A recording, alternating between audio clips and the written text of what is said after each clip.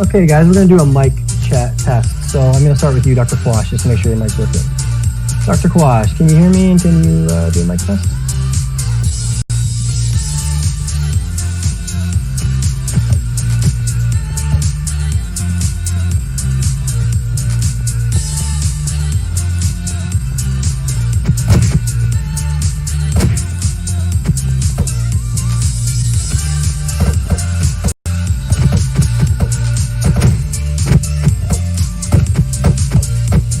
Elijah, can I just get a quick mic test from you?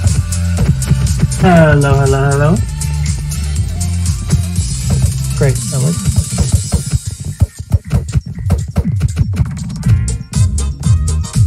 Gemini, just quickly, can I get one from you as well?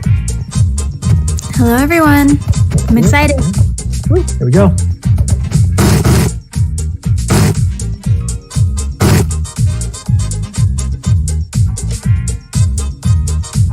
Leaf, can we get one from you?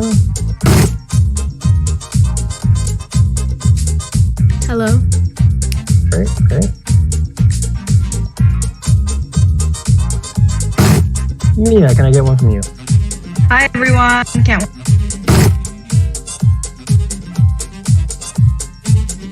And I don't see Nadia.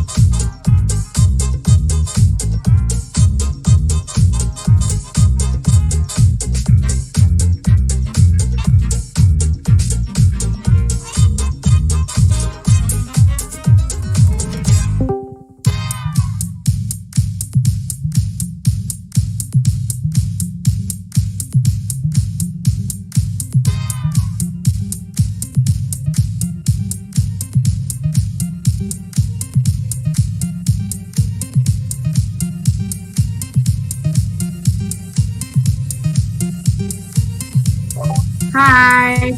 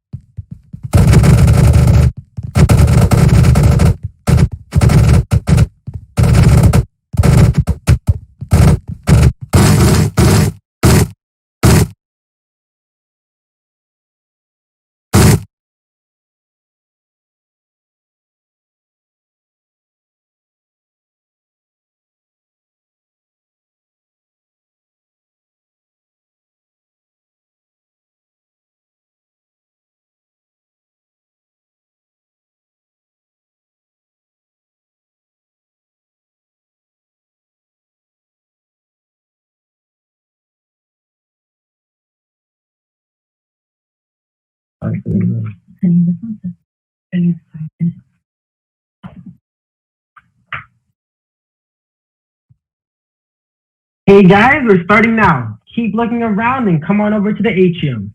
Sorry for the delay.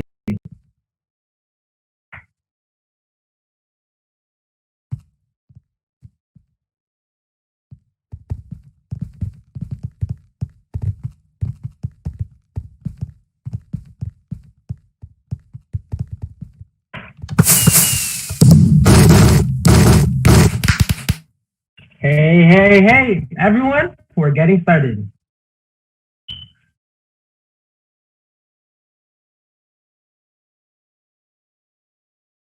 Holy, the lag is real.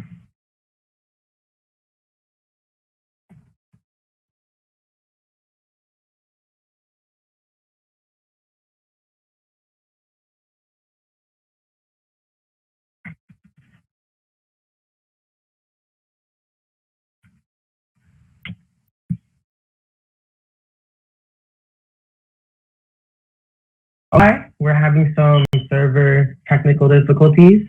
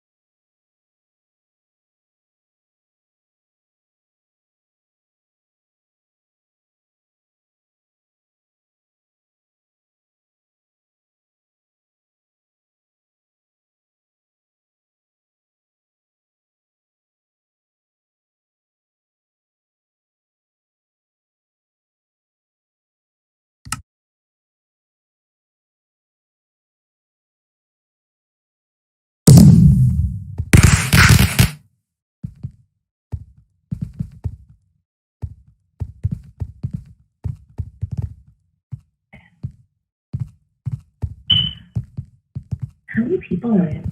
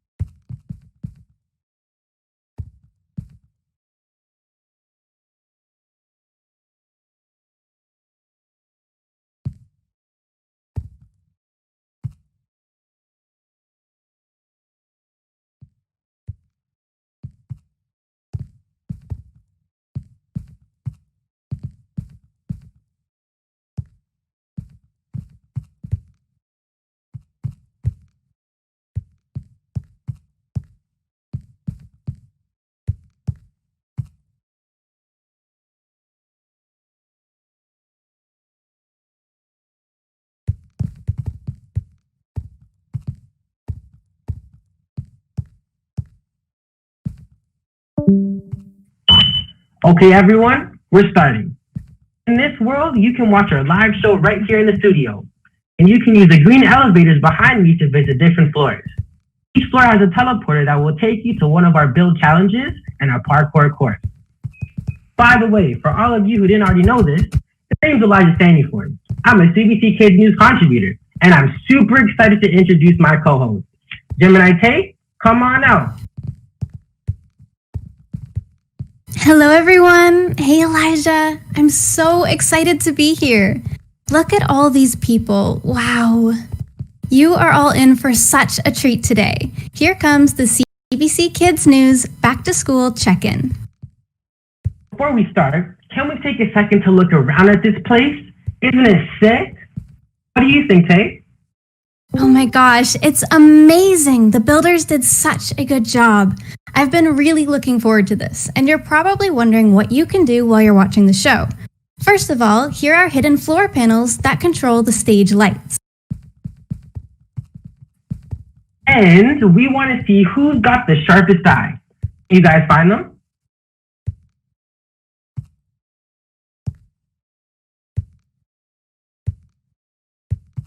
I guess you guys don't want to go and find them, but that's all right, because later on, you will be able to destroy this big coronavirus cell behind you right up there. All that anger you have inside you for COVID-19, you can unleash it right here. Let's start the show. I have a few questions for Gemini Tay. Questions? What kind of questions? Oh, nothing you can't answer. Just a little quiz. Oh, goodness. I'm not great at quizzes. That's tough, but I'm sure you got this. So here we go. Also, the server is very laggy right now. So once it settles down, we are going to play a little game. Oh my.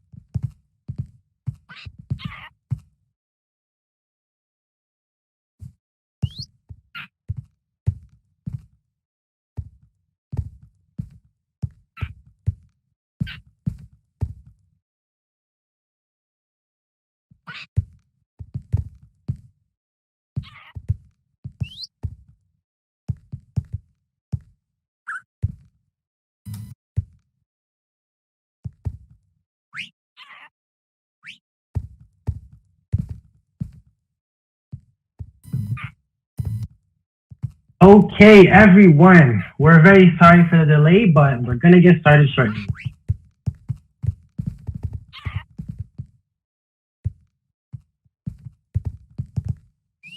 All right, so I have some questions for you. Can you handle the heat? Oh gosh, I'm so nervous, but I'm ready. All right, so the first question is, where was the first case of COVID-19 detected in Canada? A, Toronto, or B, Vancouver? That's a tough one. I don't know. I'm gonna go with A. The answer is A, Toronto. Okay. The second question is, what was the date? A, January 25th, or B, February 2nd? Wow, you're getting really specific, Elijah. I'm gonna go with B. The answer is A, January 25th. Better luck next time. So close. Now, question number 3. Which of the following is not a symptom of COVID-19? A, loss of smell, or B, vomiting? B. The answer is B, vomiting. All right. Yay! Question number 4. Which of the following artists has not released a new album since the start of the pandemic? A, Taylor Swift, or B, Billie Eilish? Oh, Elijah, I got this one. It's definitely B. The answer is B, Billie Eilish. Yay! That wasn't too bad. You got a score of 3 out of 4. Hey, that's a pass. You must have been listening to CBC Kids News because you aced that. Thank you so much. Yes, definitely. All right. So it's time for some really important guests. Are you guys here? It's time to come out.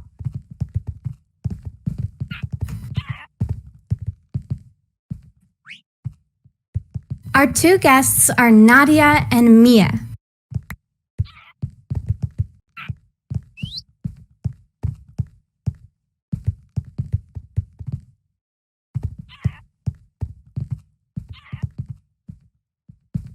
Nadia, you're from Burlington, Ontario. You're 12. You wrote an article for CBC Kids News about your experience having COVID-19. You got sick in April and actually got your whole family sick. Hey, Nadia. I've heard when you get COVID, it can be really bad. What were your symptoms?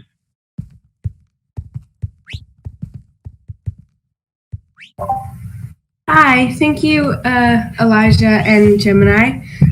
My symptoms were I had a fever, I had shortness of breath, I had a cough, I had lost sense of smell and sense of taste, and I had horrible stomach pain and headaches. Wow, that sounds like it was really hard for you. How were you able to get through it? Well, I guess the help with my parents, because when I was sick, my mom was feeling a little bit better, so she would help me with everything. So she'd bring me food and she'd sit with me and talk with me. And I did know that it was going to end, and I had a lot more faith because I was a kid and it wasn't as dangerous, I guess, for kids. But I had more faith in myself, and I just kept on believing every single day that I was gonna get better and better. Even I have to go through the rain to get to the rainbow, is what I normally say. I like that saying very much. So now you're back in school. What's it like to be back in school again? Well, I love going back to school. It is kind of tough now that it's going into like the fall and the winter, and there's like a back to school cold, or it's gonna start coming the winter. People are gonna start getting sick, but it's a lot better for me now that I can see my friends again. And even if I have to wear masks and I have to social distance and everything, I would much rather be doing in school than online. Right. And we're also hearing that some people are getting COVID twice. Are you worried about getting it again, especially going back to school in person? I am. I am very worried about getting it again, but I do know that as long as I'm staying safe, it will be a little bit of lower risk, but I am still worried about getting it again. But I should be okay for the time being. Nadia, All that's right, intense.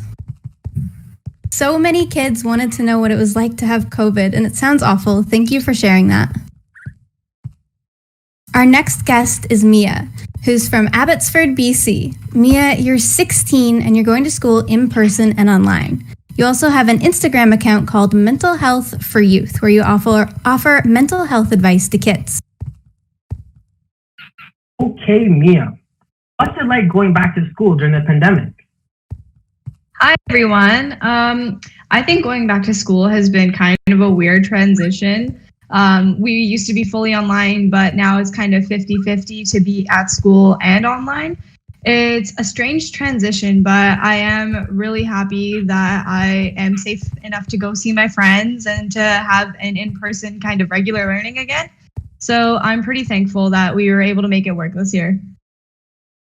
You're doing a mix of in-person and online school. How's that working for you? So far, so good. I'm only taking 2 classes at a time. Well, every student is in my school. And so you attend 1 class in person and then you do your afternoon class online. So it sounds kind of weird, but it works really well. I mean, I still get to go spend time at school, but I'm not super exhausted at the end of the day. It's a nice balance. I love that. So you run this mental health account on Instagram. How do you know you're giving kids good advice? So it's kind of a long process to get even 1 post out. There's a lot of research and a lot of discussions that I go through with different professionals, different doctors. And after I have enough information compiled, I will start to pick out pieces that are important. And then I also go to different volunteers.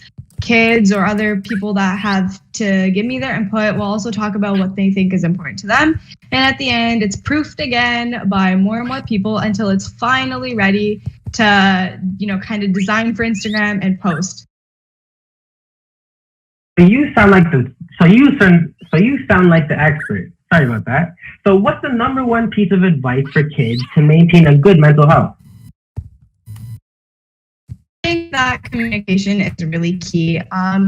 Just know that nobody here is alone, and that if you are feeling stressed, I'm sure that there are people that feel right there with you. I know it seems like right now everybody needs to be isolated, but I assure you, either digitally or over the phone, in person, there's options for you to be able to talk about how you feel. You don't need to take it on alone. That's such a great reminder. Thank you for sharing. Now, it's the moment you've all been waiting for. You see this behind me? That's a giant coronavirus. Thing you've been talking about for months. Do you guys want to help me destroy it? Jump if you want to help me destroy it. All right, okay. Oh, now it's time to say goodbye to the coronavirus. The explosion switches, and you guys are going to help me. So the explosion switches are on the right over there. So if you guys want to head on over to the right, there's some explosion switches to help explode it for me.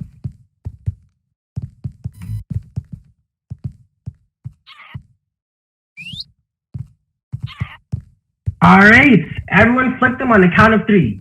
Gemini Tate, say it with me. 3, 3, 2, 2, 1. 1.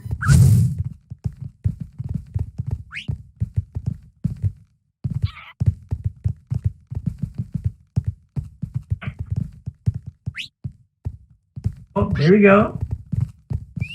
Oh my gosh, it's burning.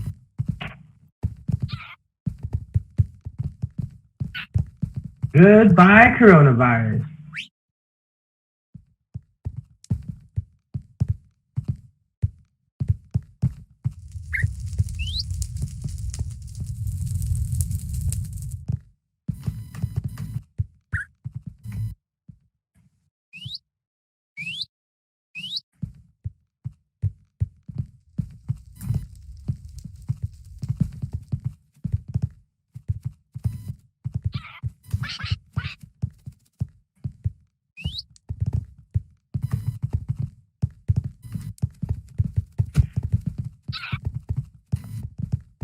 That's insane.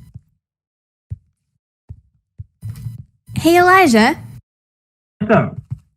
do you know if it's true that we'll have a vaccine for coronavirus in less than a year? Maybe even less than that? Dude, I'm not an expert, but I could call one.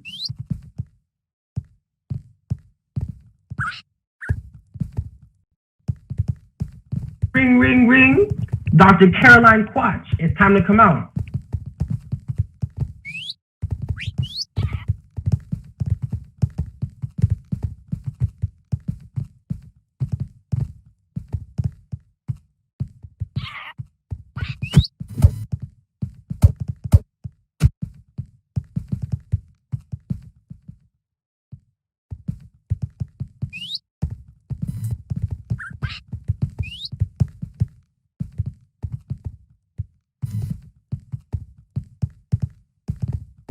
Hi, Dr. Caroline Quash. You're a pediatrician and infectious disease specialist at the St. Justine Hospital in Montreal. Thanks for being here. Can you answer Gemini T's question? Will there be a vaccine in a year from now?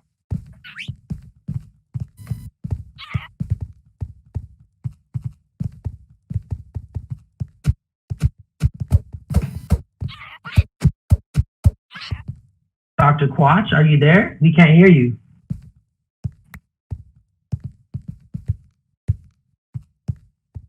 Okay, we're having some technical difficulties once again. Please stand by.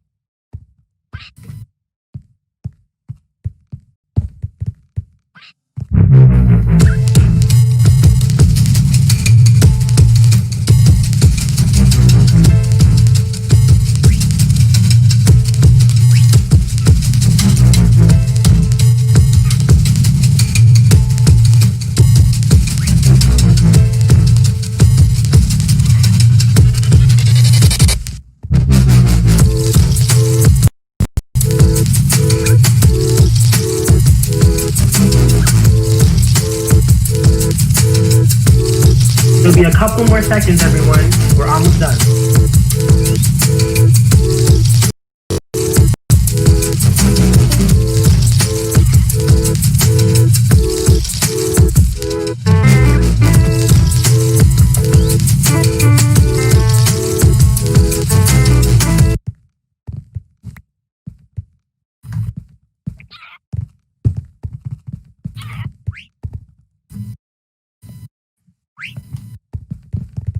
So in the meantime, Gemini T, how was it like going through the pandemic?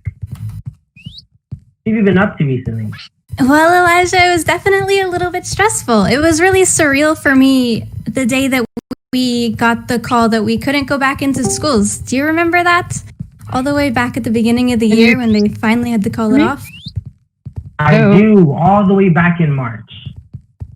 I think that's Dr. Quash. Hold up. Can you hear me? We can. Oh, thank God. All right, so we'll postpone this conversation, Gemini T, to another time. Yes, Elijah. Oh, Dr. Quash. Yes. Let me introduce you one more time. So, Dr. Quach, over here, you're a pediatrician and infectious disease specialist at the St. Justine Hospital in Montreal. Thanks for being here. Can you answer Gemini T's question? Will there be a vaccine in a year from now? So we hope that there's going to be a vaccine. We know so far that multiple companies are working on one. So far, results are good, but we're not completely done yet with all the studies. And what has been said is that we would have probably a few doses that would come to Canada early 2021, but that won't be enough to vaccinate the entire population. But we hope that we can start by vaccinating those that need it most. So those that are very sick when they get coronavirus. Okay, so I guess we'll have to wait a little while before we can start thinking about ditching our masks and hugging our friends again. Oh, absolutely. Thank you for that, Dr. Quach. I bet a lot of you out here also have some questions. That's why we're going to invite two of you to come up here and ask your questions to Dr. Quach. Our first question comes from Mina, who is 15 and is from Calgary. Mina, come on up. Right there. Okay, there she is. Okay, she's gonna go off. Where's she gonna go? Mina, can you hear me? Hello. All right, where are you at? I'm just on the side of the stage. I'm gonna have to be teleported, but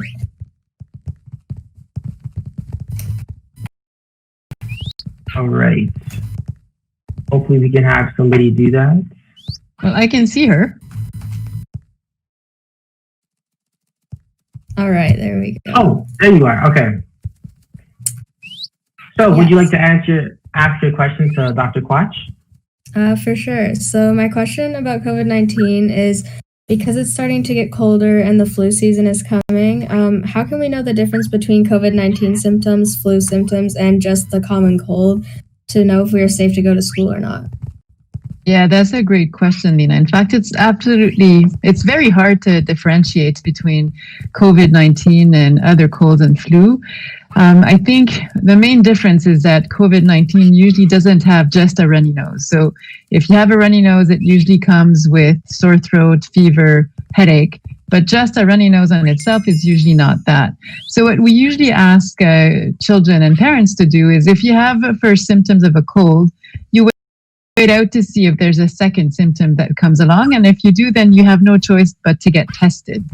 Usually COVID-19 will present with fever, headaches, and muscular pains all over. So you're going to feel like that you've been hit by a truck without having run a marathon the day before. So if any of those three symptoms occur, then it's more likely than not to be coronavirus. And if you lose your sense of smell or taste, then it's usually COVID-19. But as for the other more subtle symptoms, there's not much you can do but to get tested to be able to know which one it is. All right, thank you. You're welcome. Thanks so much, Dr. Quach, for that. Our next question comes from Colin, who is 11 and from Toronto. Colin, are you there? Hello? Hello? Hi, we can hear you. Could you come up onto the stage? Okay. So, Colin, would you like to ask your question to Dr. Quach? In Montreal and Toronto, why do the restaurants have to close but the schools stay open? Well, you see, that's a great question. We think as grown-ups that school is more important than being able to go to a restaurant. And so we want children to be able to go to school, see their friends, see their teachers, and learn, because otherwise there would be a risk of you being disinterested in school. The reason why restaurants had to close was that it was, as you know, what the CDC says was the area where coronavirus was more likely to spread. As you know, COVID-19 spreads by respiratory droplets. So that means that when you speak, you talk, you cough, you sing, those little drops are coming out of your mouth and